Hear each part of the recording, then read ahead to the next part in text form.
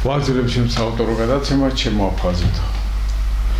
სანამდე მე ჩემ ძვირფას სტუმარს წარმოგიდგენდეთ, მანამდე მინდა პატარა მიმოხილვასავით გავაკეთო აფხაზებისთვის და ჩვენთვისაც და თქვენთვის განსაკუთრებით ჩემო ძვირფასო მეგობრებო. უნდა გითხრათ, რომ დღევანდელი სიტუაციიდან გამომდინარე ხვდებით ერთ რამეს, რომ ევროპა ყველანაირად ცდილობს, ევროპის ზოგიერთი ყველა ქვეყანა არა, მაგრამ ძალიან ბევრი ქვეყნები ცდილობენ და მით უმეტეს ევროპის ევროპულ ასამბლეაზე, როცა ჩვენი დელეგაცია ბრძანდებოდა, იქაც გამოიკვეთა ის ტენდენცია, რომ საქართველოს გინდა თუ არა, მაინც უნდათ რომ სწორედ იმ ომის პარტიის ნარატივებს აყვეს ქვეყანა და ქვეყანამ, ასე ვთქვათ, ახალი არჩევნები ჩანიშნოს. და ახალი არჩევნები ჩანიშნო რას ნიშნავს? ეს ნიშნავს იმას, რომ შვიდობიანად გადააბარო ხელისუფლება ვის? აი, კითხვა, მარადიული კითხვა, რომელიც ჩნდება. ვის უნდა გადააბაროს დღეს საქართველოს მოქმედმა ხელისუფლებამ, რომელიც ეროვნული ინტერესებით მოქმედებს და ეროვნულ ინტერესებში ყველანაირად ცდილობს, რომ ამ ინტერესებში ჩაჯდეს.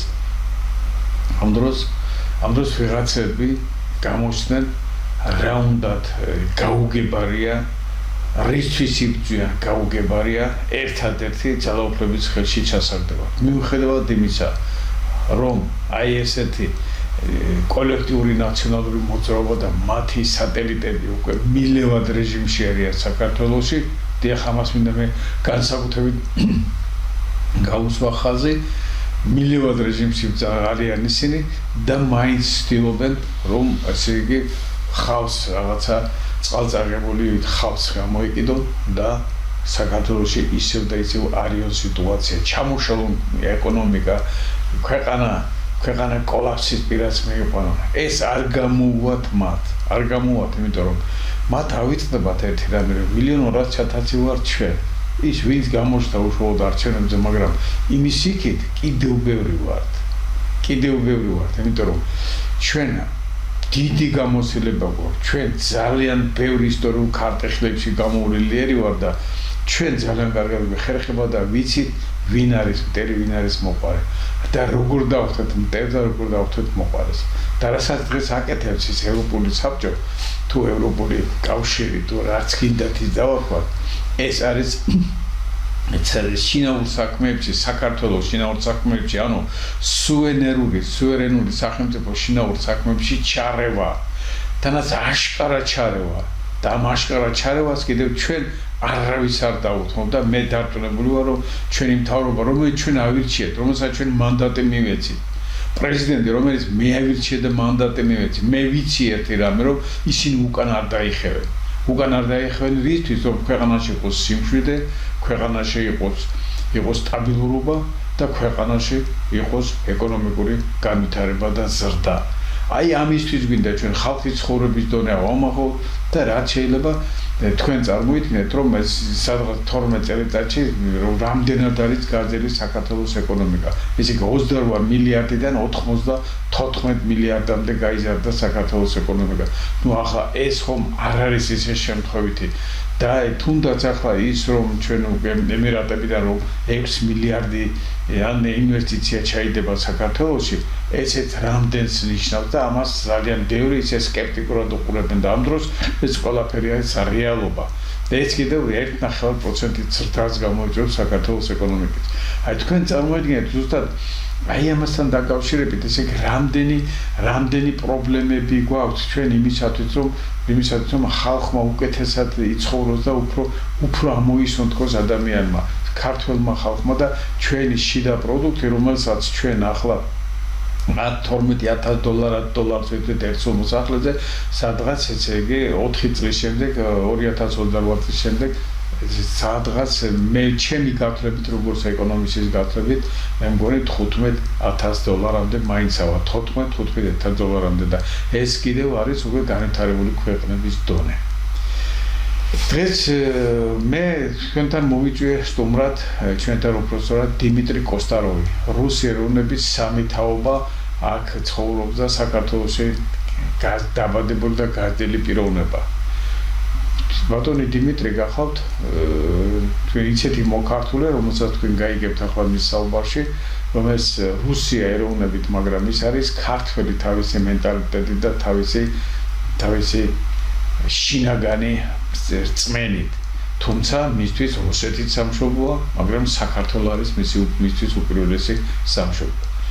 ის გახავთ ფიზიკის მეცნიერებათა კანდიდატი, ანუ დღევანდელი კრიტერიუმით ფიზიკის აკადემიური დოქტორი, უჭკვიანესი და უგანათლებელი პიროვნება და რაც მთავარია, მან თავისი შესაძლებლობები და თავისი უნარჩვევები მიმართა ბიზნესისკენ.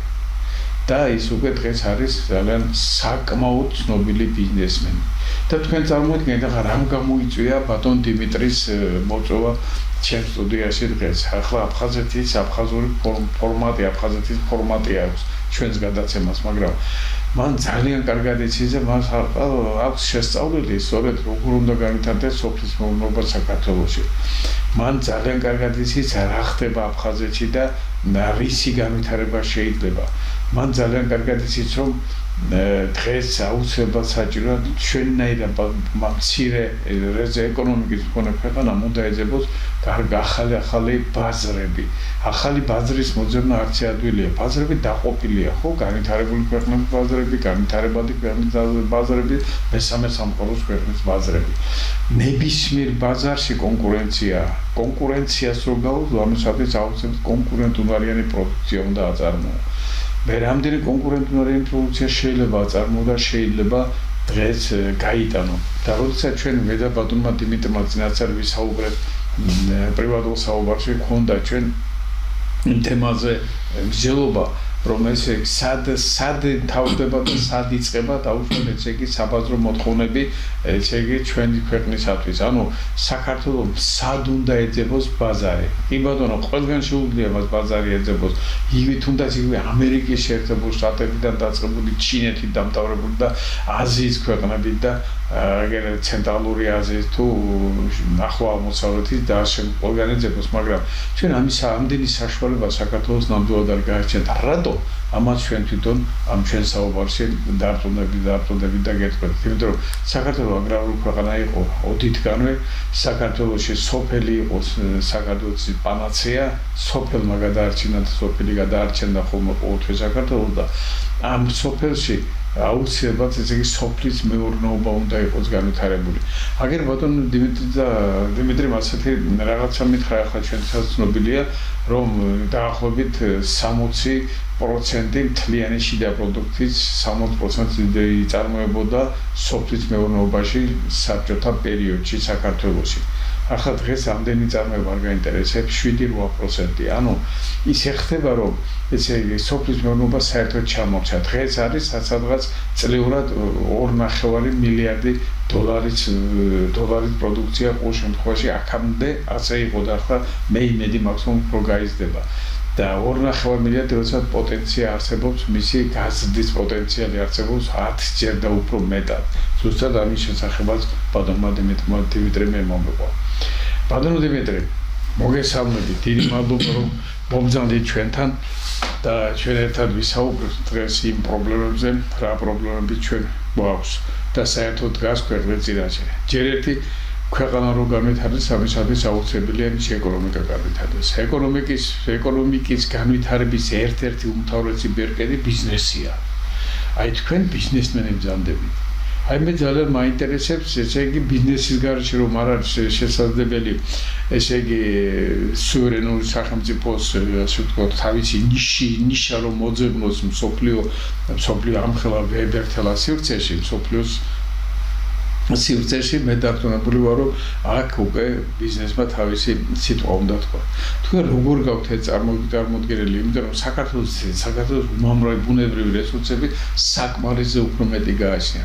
თუნდაც პატარა მაგალითს მოგყვება, შეიძლება ჩემმა ძვირფასმა ტელემაყურებლებმა არ იცოდნენ, რომ საქართველოში ნავთობი მოიპოვება ბატონებო. ნავთობის მარაგი, დაზვერილი ნავთობის მარაგი არის 2.4 მილიარდი ტონა. რა თქმა უნდა შეიძლება გაიკვირდეს ეს. აქედან 400 მილიონი ტონა არის ხმელეთზე მოიპოვება და 2 მილიარდი ტონას ზღვის შელებს და ზღვის ფსკერშია. და თქვენ წარმოიდგინეთ, აქედან გული წერტილი გვაქვს ჩვენ აფხაზეთში, სადაც ძალიან დიდი რაოდენობის ნავთობის, ასე ვთქვათ, საბადო გაგვაჩნია. ამდენად ჩვენ ძალიან სერიოზული რესურსების მქონე ქვეყანა ვარ და ამ დროს ჩვენთვის სოფლის მეურნეობა ეს არის ერთ-ერთი უმთავრესი თავარი ბერკეტი იმისათვის რომ ჩვენი თლიანი შიდა პროდუქტი გავზარდოთ ჩვენ საქართველოს მოსახლეობას მიცეთ იმის შესაძლებლობა დავასაქმოთ ბოლოს და ბოლოს ისინი იმისათვის რომ ჩვენ შეგვეძლოს ესე იგი იმ ჩვენი ემიგრანტების უკან დაბრუნება და მათ შეუქმნათ პირობები ისინი რაღაცა ძალიან პატარა მიზერ თანხებზე მიზერ თეთრებზე მუშაობენ ფაქტობრივად ასე ვთქვათ და სხვის ქვეყანას ემსახურებიან და სხვა გაგვიქმნიან მთლიანში და პროდუქტ ჩვენ შეგვიძლია აქ მოვიწვიოთ ჩვენთან და დავაბრუნოთ ისინი ამისად პირობებია საჭირო და მე დარწმუნებული ვარ ეს სახელმწიფოს გარეშე შეუძლებელია და ხელისუფლება მეს უნდა გააკეთოს და მე დარწმუნებული ვარ რომ ხელისუფლება ამაზეც მუშაობს. ბატონო დიმიტრი, თხოვთ. მოგესალმებით ბატონო მურმან. ცხადია რომ დავიწყოთ ეს ანალიზი, ჩვენ უნდა ვიცოდეთ სად მივიდივართ რა არის ჩვენი სტრატეგიული გეგმები. ყველამ კარგად ვიცით რომ სტრატეგიული გეგმა ჩვენი ეს არის განვითარება. ეს არის ზოგადი ისეთი დეფინიცია, მაგრამ რეალურად ეგრე არის. ნებისმიერი დარგი, რასაც ჩვენ განვიხილავთ, უნდა იყოს განვითარებული და ოპტიმალური და მაქსიმალური შედეგი უნდა მივიღოთ. იმიტომ რომ ძალიან დიდი კონკურენცია არის გარშემო და არავინ არ მოგცემს ის საშუალება, რომ რაღაცა ნელას სიარულით ვიაროთ. ეს ჩვენ ცხოვრობთ ძალიან დიდ კონკურენციაში და ამიტომ ეს ყველაფერი უნდა იყოს თვალისწინებული და ნებისმიერი გეგმა და მისი შესრულება უნდა მოხდეს მაქსიმალურად სწრაფად, რომ არავინ არ შეგვეშალოს ხელი. ეს რეალობა არის. აქ ბიზნესში მეგობრობა არ არსებობს, ეს არის ძალიან დიდი კონკურენცია, არის ინტერესები. და ამ ინტერესებში უნდა ეს ყველა ინტერესები უნდა გავითვალისწინოთ და ჩვენი მიზნები უნდა დავიცვათ. ეხლა რატო სოფლის მეურნეობა? რა თქმა უნდა ეს ყველაფერი შეიძლება გაკეთდეს, რასაც ვთქვათ ის რესურსები, რასაც ჩვენ გაგვაჩნია, ვთქვათ იგივე ნავთობი ან სხვა ინდუსტრიები, ჩვენ შეგვიძლია გამავითაროთ. ლითიუმი გაგვაჩნია, ლითიუმი არის ოქრო, ლითიუმი, ვერცხლი, სპილენძი, ეს ყველაფერი გვაქვს ძალიან საკმაოდ დიდი რაოდენობა. კი ბატონო. ხო, და ეს რომ გამავითაროთ, აქ ჭირდება ინვესტიციები, აქ ჭირდება უკვე მოლაპარაკება ბაზრები და ეს ამ გადაცემაში ვერ გამიხილავთ, მე ამაში ექსპერტი არ ვარ. ხო, მაგრამ სოფლის მეურნეობა ეს არის ის დარგი, რომელიც მე მაგას ვარქმევ, ეს არის სწრაფი ფული, ჩვენ შეგვიძლია უცბად გამავითაროთ ეს მიმართულება და მივიღოთ ძალიან კარგი შედეგები. პირველ რიგში უნდა უპასუხოთ საკითხებს, შეგვიძლია თუ არა გვაქვს ეს პოტენციალი თუ არა გვაქვს ეს წარმოების ფაქტორი თუ არა გვაქვს და რა თქმა უნდა განვიხილოთ ბაზარი, იმიტომ რომ ჩვენ სად უნდა მოხდეს ჩვენი პროდუქციის რეალიზაცია და რა ფასად. პირველ რიგში ჩვენ რომ განვიხილოთ ჩვენი პოტენციალი, ეს განვიხილოთ ის რაც ხდებოდა თქვა 40 ან 35 წლის წინ. ჩვენ ერთხელ ვისაუბრეთ ბატონ ირაკლი გოგავასთან, რომელიც გააკეთა ძალიან ვრცელი ანალიზი და მეც მომცა ეს შედეგები და ის ლიტერატურა საიდან ეს ყველაფერი აიღო. მივიდა იმ დასკვნამდე, რომ ეს ციფრები 1988 წელს საქართველოს აწარმოებდა 5 მილიარდი 700 მილიონი ლარის რუბლის პროდუქცია და რომ გადავიყვანოთ ეს ციფრები ჩვენ არსებულ ეკონომიკაში, არსებულ დოლარებში, და ავიღეთ ხორცის ინდექსი, ჩვენ მივიღეთ ციფრი 47 მილიარდი დოლარის პროდუქტი. მე ჩვენ კიდე გამოვაკელით შეიძლება ის იყოს, ვთქვათ, ადრე იყო რას მიწერები და სადაც 15%, 27-38 მილიარდი დოლარი ჩვენ მივიღეთ. რასაც ახლა ბატონო მურმანი ბრძანა რომ ჩვენ ახლა წელს ახლა ამ წლებში ვაწარმოებთ 2 მილიარდ $9 პროდუქტი, ანუ ჩვენი პოტენციალი არის 15 ჯერ გაზრდა. ეს არის ეკონომიკისთვის სამნიშნიანი ციფრებია. ანუ ეს ძალიან დიდი პოტენციალი ჩვენ გაგვაჩნია. მეორე წარმოების ფაქტორები. წარმოების ფაქტორები ჩვენ ყველაფერი გვაქვს, როგორც ნიადაგი, კლიმატური პირობები, ანუ მიწის რესურსები. ჩვენ გვაქვს ადამიანური რესურსები, ფინანსებთან წდომა, მიუხედავად იმისა, რომ ძალიან მაღალი საპროცენტო განაკვეთი არსებობს საქართველოში, მაგრამ ეს ბიზნესი, ანუ ჩვენი გათვლებით ჩვენ ვაჩვენეთ, რომ ყველაფერი ჩვენ შეგვიძლია მივახციოთ და ანუ რესურსები მისი არის. სახელმწიფოს მხრიდან ნდობა არის და სურვილი არის, რომ ეს ყველაფერი განვითარდეს. შესანიშნავი პროგრამები არსებობს საქართველოში. მაგას ვამბობ, დანერგია მომავალი, იაფი კრედიტი, ეფისესხი და ძალიან კარგი ეს პლატფორმა არსებობს და თუმცა ყოველთვის სახელმწიფო ლაპარაკობს, რომ არ არის ათვისებული ეს რესურსები, ანუ ესეც პოტენციალი არის და ჩვენ მივიდივართ ბაზრებთან.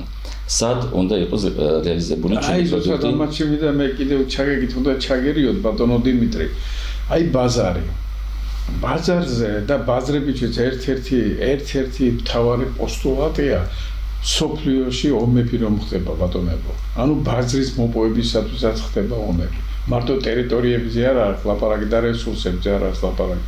ბაზარზეც ხდება. ამიტომ ესე იგი ჩვენ ბუნებრივია ახლა ვერავისთან ჩვენ ომს ვერ დავიწყებთ იმისათვის რომ ბაზარი მოიპოვოთ, მაგრამ ამ შემთხვევაში ჩვენთვის საქართველოს რასაც აწარმოებს ბუნებრივია თუ არ გაიტანა საქართველოს თავისი ნაწარმოები პროდუქცია თუ სხვა ქვეყანაში არ გაყიდა და მე იქიდან რაც საჭიროა ის არ შემოიტანა, მაშინ თქვენ წარმოიდგინეთ რომ მაშინ ვერ განვითარდება ქვეყანა და მაშინ ის ქვეყანა მსოფლიო ცივილიზაციის ნაწილი ვერ გახდება.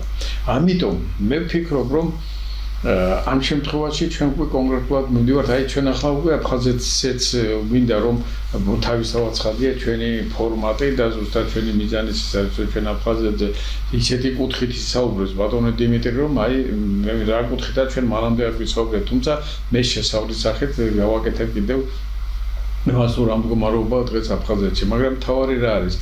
თავარი ეს ბაზრის პრობლემა. და აი ბაზარი, როცა ჩვენ რამდენიც არ უნდა გავიხედოთ გვერდზე, მაინც ყველაზე დიდი ქვეყანა, რომელიც ჩვენს მეზობლად ყავს, ეს არის რუსეთი. აი ბატონო დიმიტრი, აი რუსეთის ბაზარი, როგორ არის ეს ჩვენ შეგვიძლია რამე გავაკეთოთ ამ კუთხით, რამე გვაქვს ჩვენ რამე ახლა მე ამასთანავ გადავხედე მონაცემე ციფრებს გადავხედე და ძალიან სერიოზული სავაჭრო ბრუნვა გამოიკვეთა რუსეთთან. კი ბატონო. აი თქვენ რა სიტყვით ამის თაობაზე? ნუ ჩვენ ნებისმიერ საკითხს უნდა შევხედოთ ობიექტურად. ანუ უნდა როცა ჩვენ ვიხილავთ ბაზრებს, ჩვენ ბაზარი უნდა დავიწყოთ, ეს არის შიდა ბაზარი, არის გარე ბაზრები. გარე ბაზრები ეს არის ჩვენი ტრადიციული ბაზარი, ეს არის ყოფილი საბჭოთა კავშირის ქვეყნები, სადაც გადიოდა ჩვენი პროდუქტი. და არის კიდე შეგვიძლია ავითვისოთ ახალი ბაზრები, ეს არის ბაზრები განვითარებული ქვეყნების, როგორც არის თქვა. ევროპის ქვეყნები, ამერიკა, ჩინეთი, ინდოეთი, იაპონია, კორეა, გალფის ბასენი და ეს უკვე მეგაბაზრებია. კი ბატონო, ხო, მაგრამ ჩვენ ყველა უნდა განვიხილოთ, რომ საბოლოო დასკვნა მივიღოთ, საიდან უნდა დავიწყოთ. ძალიან საინტერესოა. პირველი ეს არის შიდა ბაზარი. რა თქმა უნდა, რასაც ჩვენ ვაწარმოებთ, ყველაფერი გაიყიდება შიდა ბაზარზე, მაგრამ ჩვენი პატარა ქვეყანა ვართ და ჩვენ რო შევადარებთ ის, რასაც პოტენციალი ჩვენ გვაქვს, გაგვაჩნია და რასაც ჭირდება ჩვენ ბაზარს, გამოდის რომ არ ყოფნის ჩვენი შიდა ბაზარი და ჩვენ აუცილებლად შევქმნით ჭარბწარმოებას, ჭარბწარმოება თუ არ გავიტანთ გარე ბაზრებზე, ეს ნიშნავს რომ ჩვენი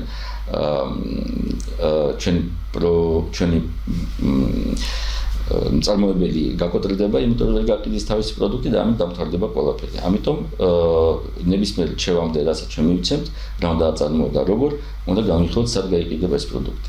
ეხლა რა ავიღოთ ის ტრადიციული ქვეყნები, ეს არის ჩვენი საბჭოთა კავშირის ქვეყნები და რა თქმა უნდა რუსეთი, იმიტომ რომ ეს არის ყველაზე დიდი ქვეყანა, 150 მილიონიანი ქვეყანა არის, სადაც კიდე რამდენი ხალხი კიდე ცხოვრობს, რომელსაც არ აქვს რეგისტრაცია და შემოდიან გადიან, შეიძლება კიდე 5-10 მილიონი, ამიტომ ძალიან დიდი ბაზარი არის ადამიანური, ისინი შექმნილი ადამიანები და ვისაც უნდა გამოყვებოთ. თვითონ რუსეთი არის ჩრდილოეთი ქვეყანა და ძალიან ბევრი პროდუქტი ამას არ აქვს და არგანიზმის დეფიციტს, ანუ უნდა შემოიტანოს, ეს არის იმპორტი რუსეთისთვის. ეს არის ძირითადად ახალი პროდუქტი, ხიდი ბოსტნეული, რომელიც ჩვენთვის ეს არის ჩვენი ძირითადი თემა.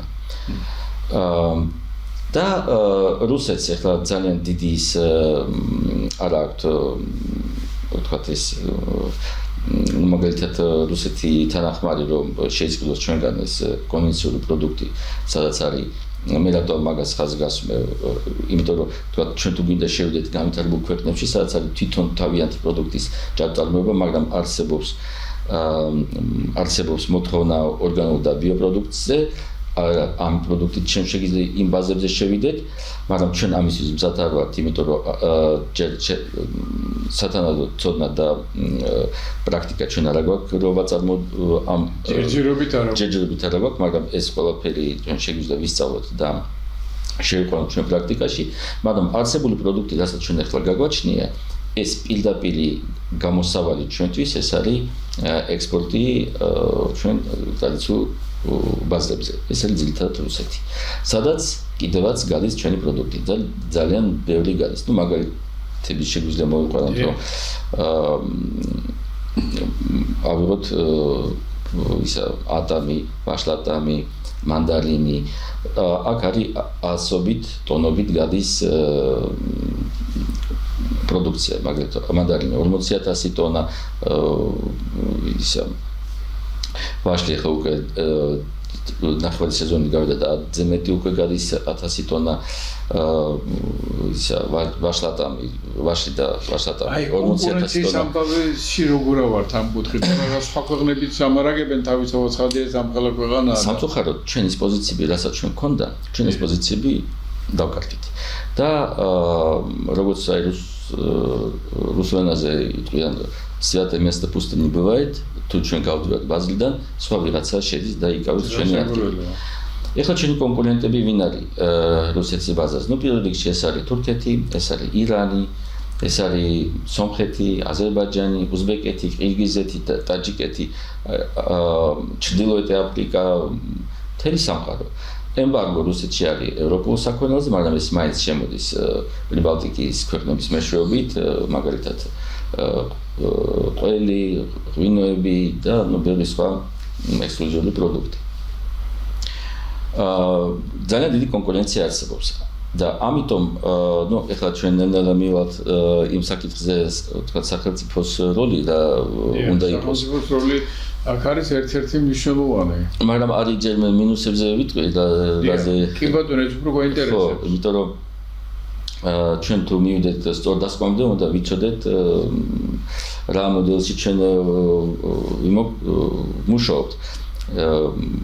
ამიტომ როგორ უნდა გავუწიოთ კონკურენცია. ეხლა ამჟამად სამწუხაროდ ჩვენი ფერმერი არის პირდაპირ ებრძვის ამ დიდ კომპანიებს, ამ დიდ უკვე გაერთიანებებს ამ ქვეყნებიდან და ჩვენი ფერმერი, ვინც აწარმოებს მაგალითად, ვისაც აქვს პირობითად 10 გექტარი ატამი და აწარმოებს ატამს,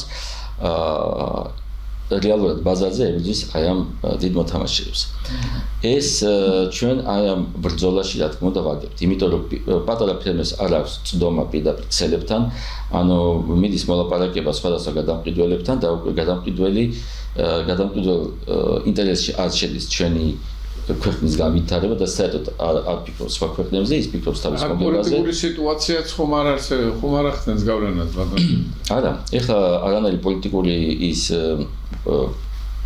ბარიერები ჩვენ არა გვაქვს, როგორც ჩვენ მადლობა ღმერთს ახლა ჩვენი პროდუქტი ბაზაზე არის და არსებობს ბაზაზე როგორც სხვა ქვეყნებიდან და თავისუფლად იყიდება.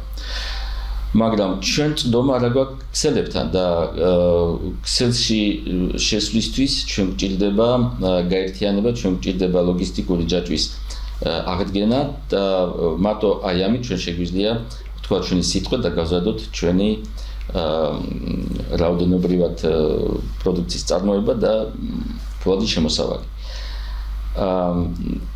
ესე იგი პირველ რიგში ნახეთ ახდება როცა არ არსებობს ლოგისტიკური ჯაჭვი, ეს ნიშნავს, რომ ფერმერი არის რისკის ქვეშ, ვიღაცა მოვა იყიდის მაგისი პროდუქტი თუ არ იყიდის. ანუ არანაირი კონტრაქტები არ აქვს და აწარმოებს ისე, რომ არ იცის სად გავა მაგისი პროდუქტი. და აუცილებლად აქ ჭირდება მხარდაჭერა სახელმწიფოსგან, რომ ეს ბიზნესი, ეს პატარა ბიზნესმენები იყოს გაერთიანებული, უნდა იცოდნენ ბაზრის წესებს, რა პროდუქცია უნდა აწარმოონ, როდის უნდა აწარმოონ და რა ფასში გაიყიდება მაგათი პროდუქტი. პოტენციალი გვაქვს ძალიან დიდი. მაგრამ ჩვენ არ ვიყენებთ ამ პოტენციალს, იმიტომ რომ დრო იკარგება და ვერ მივიდოთ წინ.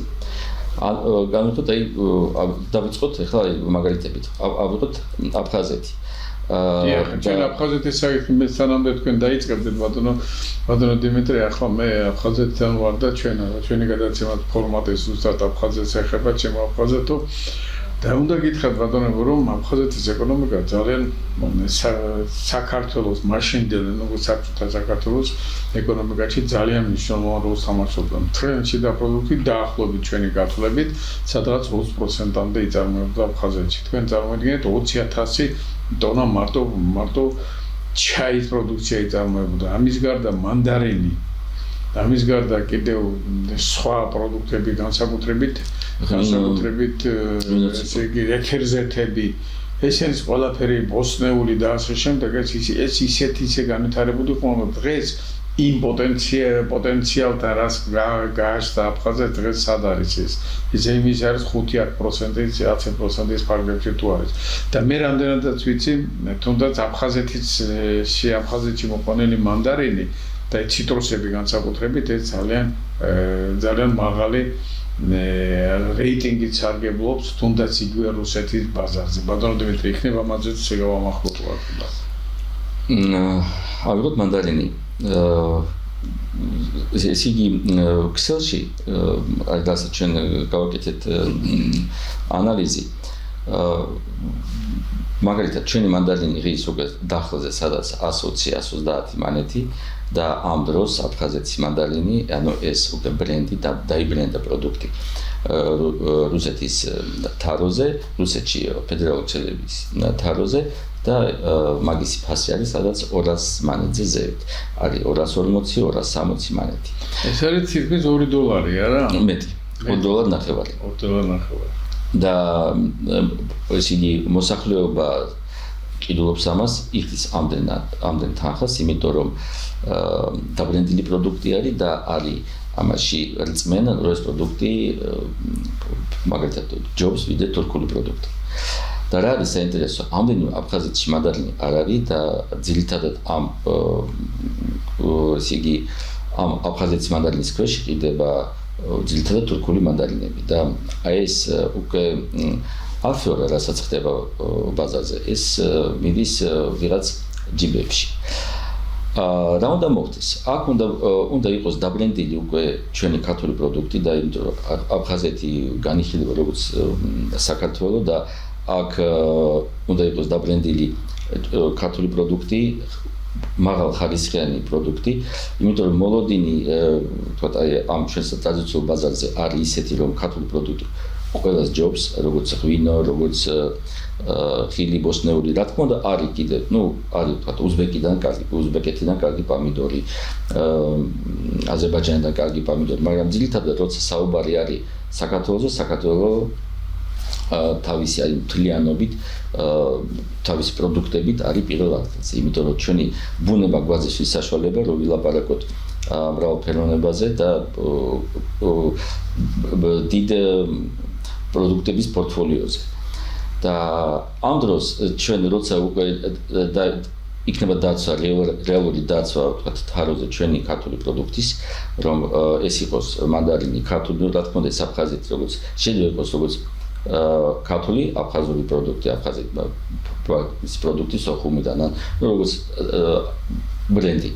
მაგრამ ეს რას მოგცემს? ეს მოგცემს იმას, რომ ჩვენი პროდუქტი გაიყიდება ძვირად და მე უბრალოდ დათვა გავაკეთე, როცა საქართველოდან გადის 40,000 ტონა მანდარინი და იყიდება ძალიან იაფად 80-70 მანეთი, მაგის საშუალო ფასი არის რუსეთის ბაზრებზე და ეს თუ დაბრენდილი იქნება და გაიყიდება როგორც ქართული პროდუქტი მაღალ ფასად, ჩვენ შეგვიძლია მივიღოთ კიდე $1 დამატებით შემოსავალი. $1 ეს არის 40 მილიონი $. მარტო მანდარინში ჩვენ ყოველწლიურად კარგავთ. თუ აქ კიდე დაემატება ქვეყანა კარგავს ამას.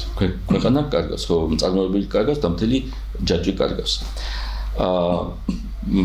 ღვინო ძალიან ბევრი იყიდება ღვინო აფხაზეთიდან რუსეთის თაროზე, მაგრამ იმდენი იყიდება, რომ ეს აშკარა ფალსიფიკაცია არის, იმიტომ რომ ამდენი ღვინო არ აწარმოებს აფხაზეთი და ეს ნიშნავს, რომ ეს არის ფალსიფიკაცია, ისე და ისე ეს ფული არ შედის აფხაზეთში, ისე რჩება ვიღაც ჯიბეებში, ფალსიფიკატორებს.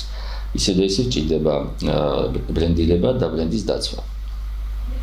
ჩაი, ჩაი როგორც ჩვენთან განადგურდა, ასევე აფხაზეთში განადგურდა ეს დარგი და აფხაზეთის ჩაი მე რაც მინახავ თაროზე. ეს არის უდიდესი პოტენციალი, რომელიც ჩვენ შეგვიძლია კიდე გამოვიყენოთ მომავალში. პირველ რიგში, ესე იგი, ესე იგი, ბატონო დიმიტრი, მე რა მაინტერესებდა ალბათ ჩვენს ტელემაყურებლებსაც ძალიან დაინტერესებთ, ესე იგი აი თუნდაც ეს რომ აფხაზეთი დღეს კონკურენტულიან პროდუქციას ახლა გარკვეული რაღაცა არსებობს, გარკვეული ბრენდები როგორც თქვენ, მაგრამ ამას რამდენად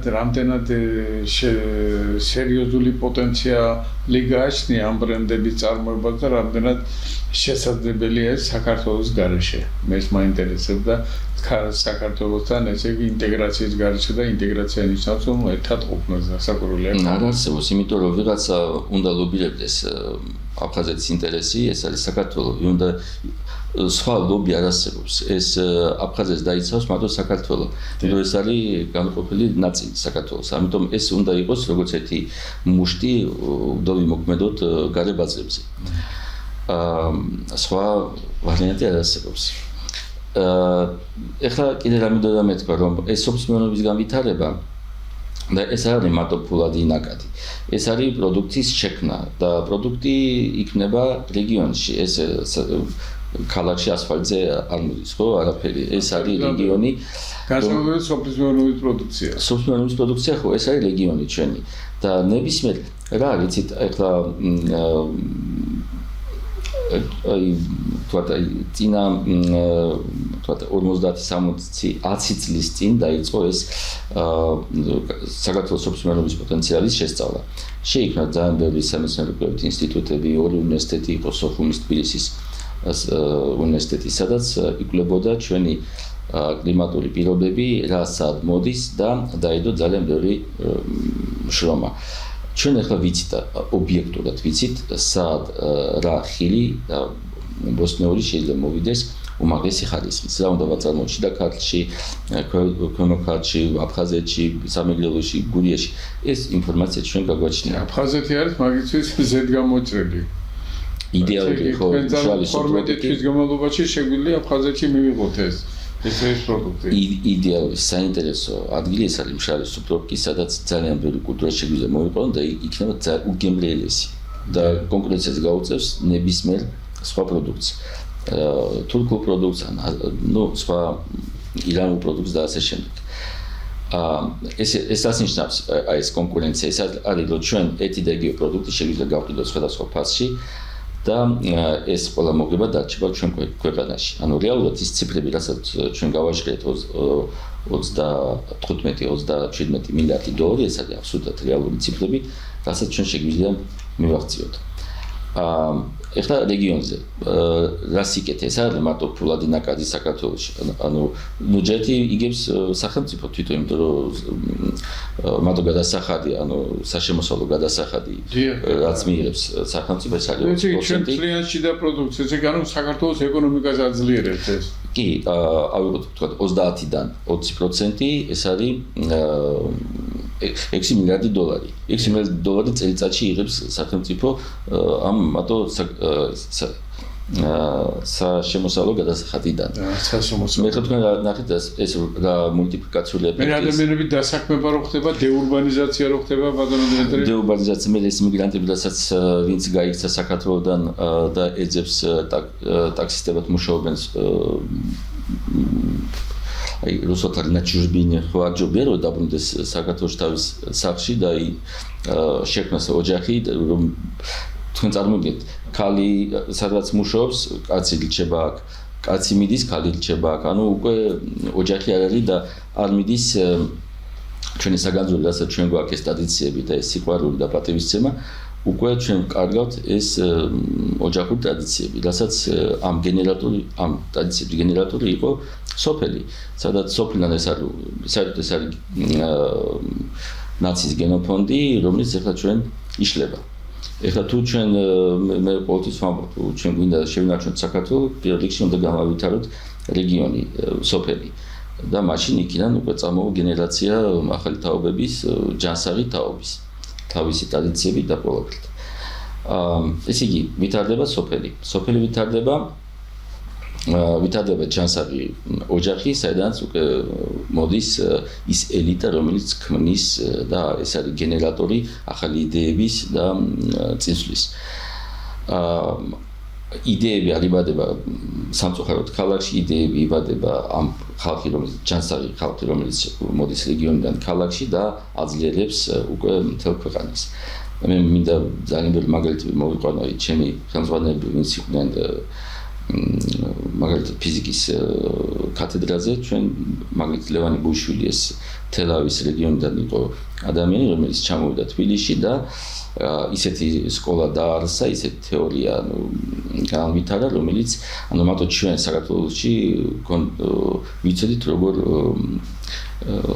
სინდის სხვადასხვა განტოლებებს სოფლიოში არავინ აზრზე სარიყო მაგრამ ჩვენთან ეს სკოლა განვითარა უბრალოდ კაცი რომელიც სასწავლოდ ჩამოვიდა თბილისში და შექმნა ეგეთი სკოლა ბატონო დიმიტრი თქვენ როგორ ფიქრობთ მაინც აფხაზეთი ახლა რომ აწარმოებს ახლა ბუნებრივია იმის 10%-ს ვერ აწარმოებს სხვა ყველაფერს არ დავანებოთ საერთოდ სამუშაო ძალა არ აყავთ მათ სამუშაო ძალა ახლა ჩვენ დრო ცხოვრობდით დაახლოებით 540,000 კაცი ცხოვრობდა აფხაზეთში ამ 8,700 კვადრატულ კილომეტრ ტერიტორიაზე და დღეისდღეობით ახლა ოფიციალური მონაცემებით 254,000 ადამიანი ცხოვრობს. ახლა ბუნებრივია ახლა თითქმის ნახევარზე უფრო მეტად არის შემცირებული თითქმის 60% შემცირებულია მოსახლეობის რიცხოვნობა. აქედან თუ ახლა ჩვენ იმას ავიღებთ რომ იქ ვინ ცხოვრობენ ახლა ისინიც მოხუცები და ცოტა ისეთი ხალხი და მე ახალგაზრდობა ვიცით რომ ჩვენ ძალიან არ ადგენან სწორ გზას და იქ ძალიან სერიოზული პრობლემები დგას ამ კუთხითაც ესე იგი მაშინ გამოდის რომ აფხაზეთში საერთოდ შრომითი რესურსების აბსოლუტური დეფიციტია. თუ შრომითი რესურსების დეფიციტი გააქვს, ახლა მიწა რამდენი წინდა ის ხონდეს, იმიცაც დამუშავება ჭირდება, იმიცაც ტექნიკა ჭირდება, იმიცაც თანამედროვე თქვენ წარმოიდგინეთ რომ იმიცაც ჭირდება თანამედროვე ახლა დღევანდელი სიტუაციის შესაფერისი თუნდაც იგივე ყოველნაირი დამუშავება იქნება თუ საერთოდ პროდუქციის მოყვანა იქნება, მე ამ პროდუქციას დაფასება ჭირდება, მაგას ლოჯისტიკა ჭირდება, მე ამას გატანა ჭირდება, ბაზრის მოძიება ჭირდება. კი, მაგრამ არიან ამის გამკეთებლები ისინი? კი, ხალხი არსებობს, უბრალოდ ეს არის სხვა რეგიონებში არის გაქცეული, თქვათ აფხაზეთიდან, მაგრამ მაგალითი, ჩვენ უნდა შევქმნათ მაგალითები. და უნდა შევქმნათ ეს ფინანსური დაინტერესება ადამიანისთვის, ვინც გავიდა საქართველოდან ან კერძოდ აფხაზეთიდან და ეძებს სამსახურს სხვა ქვეყანაში, მუშაობს არაპროფილით, არაპროფესიით, სხვა ადგილებში, სხვადასხვა ადგილებში, მაგრამ ეს ადამიანი როცა ნახავს პოტენციალი თავის კუთხეში და გაიგებს, რომ აქ შეიძლება საქმის გაკეთება და ის რომ დათვლის, რომ ეს არის პირველ რიგში, რა თქმა უნდა იყოს ფინანსური დაინტერესება. აუცილებლად უნდა დაწმუნდეს ადამიანი, რომ თავისი შრომით შეიძლება შექმნას ოჯახი და ეს ზის, მე დაწმუნებული ვარ, ეს ზის ჩვენთან არის ჩვენ სისხლში, რასაც ქვია, ოჯახის შექმნა და ეს გაგრძელება ცხოვრების და ეს ზუსტად სოფლის მეურნეობის განვითარება და ეს რეგიონის განვითარება მოგცემს ადამიანს ის მაგალითი, რომელიც სწორედ გაიგებს, რომ აქ შეუძლია რაღაცა გახსნას თავისი პოტენციალი. ძალიან კარგი იდეები არის, გინდა ღვინის წარმოება, გინდა პამიდრის გაზრდა. კი, შრომატევადი საქმე არის, მაგრამ თუ სწორად იქნება ყველაფერი დალაგებული, ეს ძალიან დიდ ფინანსებზე არის საუბარი.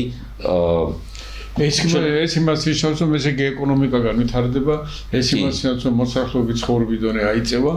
ნუ ესე იგი აქ ჩვენ ძალიან სერიოზულ პროგრესთან გვაქვს საქმე და ზუსტად ეს კუთხე იყო ჩვენთვის ძალიან საინტერესო. კიდევ რა დაამატებთ, ბატონ დიმიტრი?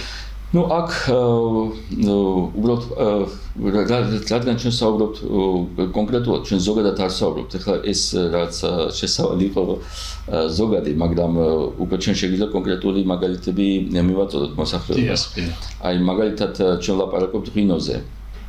ღვინო მე მიმაჩნია, რომ ეს არის ჩვენი უმდიდრესი ეს კაპიტალი, რომელიც საერთოდ არ არის განვითარებული. იმიტომ რომ ის რაოდენობა, რასაც გადის საქართველოდან და ჩვენ ვამაყობთ, რომ ბევრი რომ ყოველთვის ჩვენ ზრდა გვაქვს, მაგრამ საშუალო ფასი ჩვენი ღვინის არის სადაც $2 და რაღაცა ცენტები.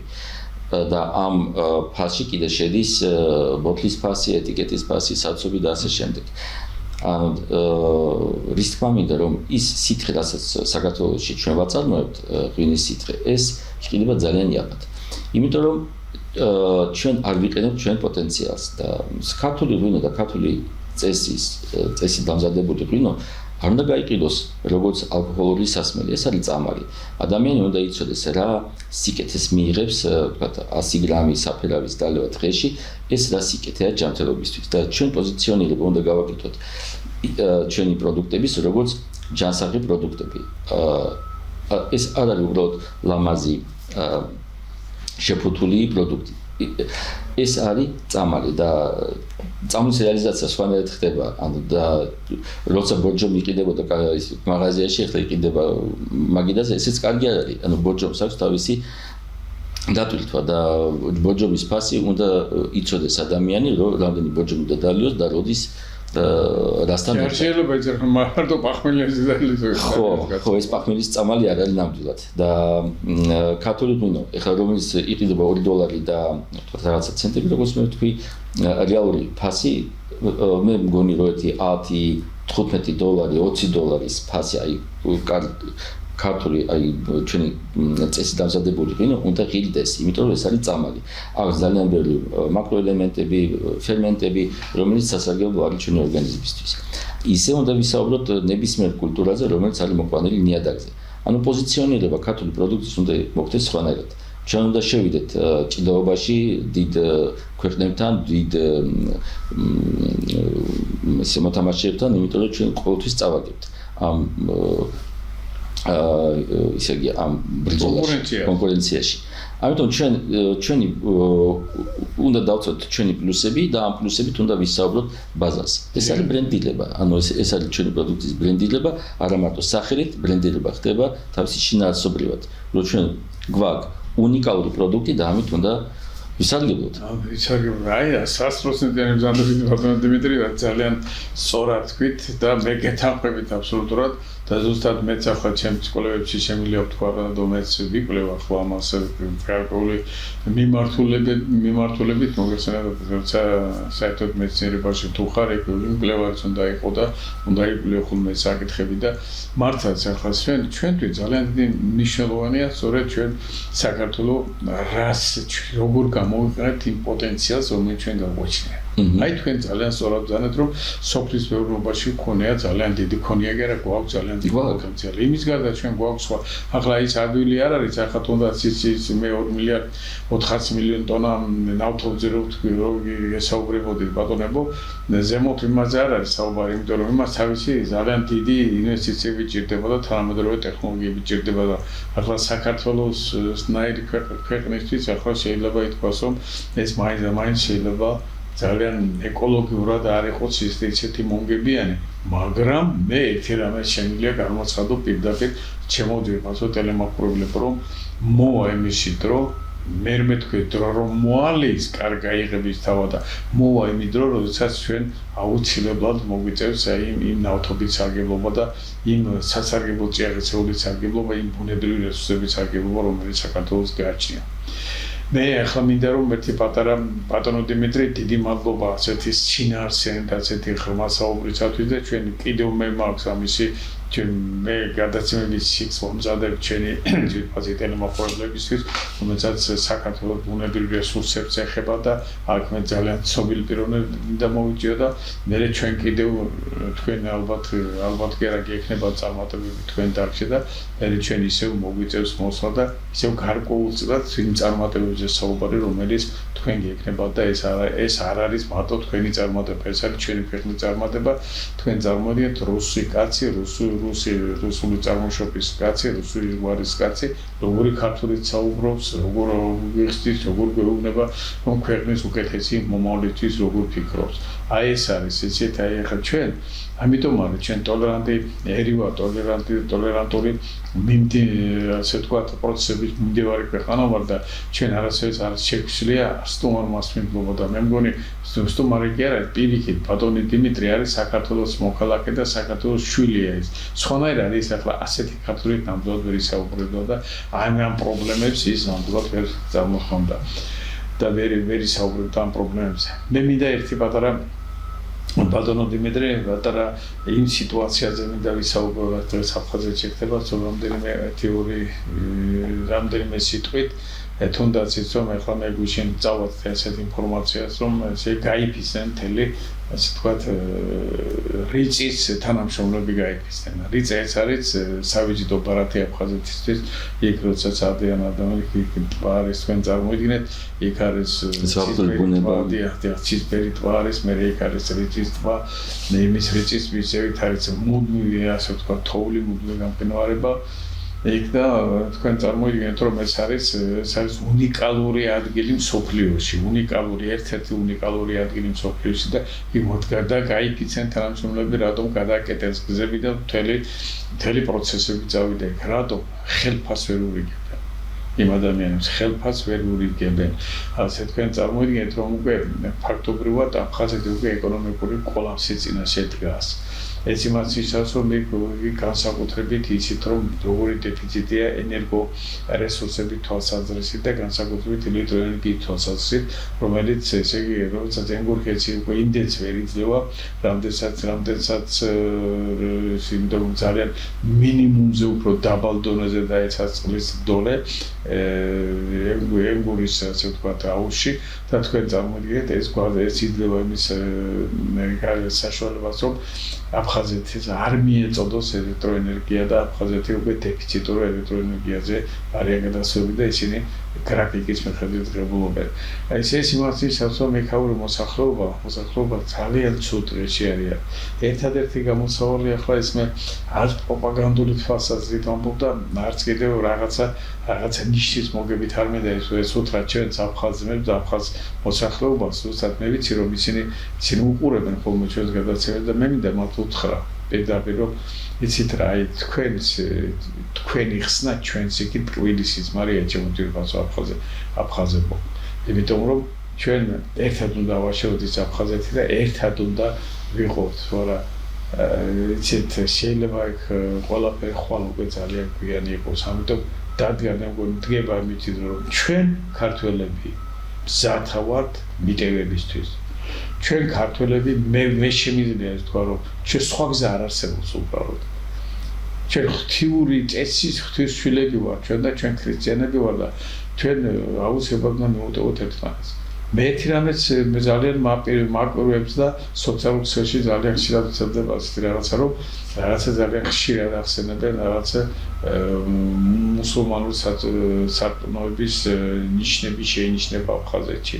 ახლა ისეთი ხალხი, რომელიც საერთოდ არასოდეს მასზე წარმოდგენა არ ჰქონდათ ისინი დღეს რაღაცა ალლაჰს ელოცულობენ. ჩვენ ყველა კონფესიას პატივცემ თავისთავად ცხადია, მუსულმანურ კონფესიასაც მე ქეთს ვიხდი ყველა წინაშე, მაგრამ ჩვენ ქრისტიანები ვარ და ჩვენ ქრისტიანული ტოლერანტობა ჩვენთვის ეს არის უპირველესი ჩვენი ატრიბუტი, რითაც ჩვენ შეგვიძლია ვიამაყოთ და ერთი რამე აუცილებლად უნდა გვახსოვდეს, რომ ეს ხომ არ ნიშნავს იმას, რომ მე ჩრდილოკავკასიელების ასე ვთქვათ ჭუაზე და მათ მოთხოვნებზე ხომ არ გადავდივარ თქვენს აფხაზები და ეს არ არის სწორი და არ არის ჩემი გადასახადი და მართალი არ არის, თუმცა ამას არ არის მიშოვება ერთ რამეს არის, რომ ჩვენ ერთად უნდა ვიყოთ, მე რაც საქართველოში ქართველი მუსულმანები არ ცხოვრობენ, ჩვენ არავითარი პრობლემა არ აქვს არავისთან და არავითარი წინამორბედი არ გაგვაჩნია, მაგრამ თავარი ერთი რამე არის, რომ ჩვენი ერთად ყოფნა უნდა იყოს თავარი და ჩვენ ერთად უნდა ვაღვიძინოთ ეს აფხაზეთი. ერთად უნდა ვაღვიძინოთ ეს აფხაზეთი, თორე იცით რა, მართლაც აიგება და დიმიტრი ბრძანა რომ წმინდა ადგილი ცარიელი რაღაცას არ დარჩება.